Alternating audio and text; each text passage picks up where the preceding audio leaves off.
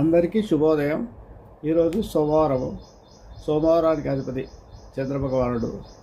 చంద్రభగవానుడిని ఆరాధించడం వల్ల మానసిక సమస్యలు తగ్గుతాయి. చంద్రగ్రహ స్తోత్రం ఏంటంటే దదిశంక తుషారాభం క్షీరోదార్ణవ సంభవం నమామి శేషం సోమం శంభోర్ముఖుడ భూషణం అనే స్తోత్రాన్ని 27 సార్లు జపం చేసుకోండి.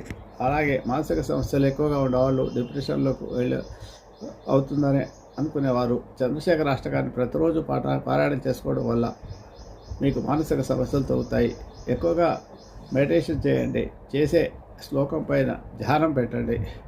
అలాగే ఈరోజు సోమవారం శివునికి చాలా ప్రీతికరమైన రోజు.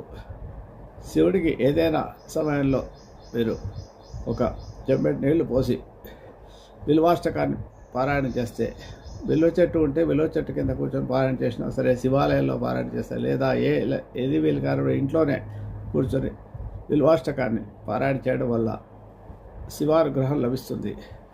శివాయ గురువే నమః అనే మంత్రాన్ని మీరు 108 సార్లు జపం చేసుకోండి. లేదా ఓం నమః శివాయ చేసినా పర్వాలేదు.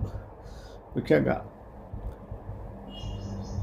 లిక్విడ్ క్యాష్కి ఇబ్బంది ఉండేవాళ్ళు మృత్యుంజయ మహామంత్రాన్ని జపం చేసుకుంటే లిక్విడ్ క్యాష్కి ఇబ్బంది లేకుండా ఉంటుంది. ముఖ్యంగా అనారోగ్య సమస్యలు ఉండేవాళ్ళు కూడా ఈ మృత్యుంజయ మంత్రాన్ని జపం చేయడం వల్ల మంచి ఫలితాలు లభిస్తాయి. శుభమస్తు.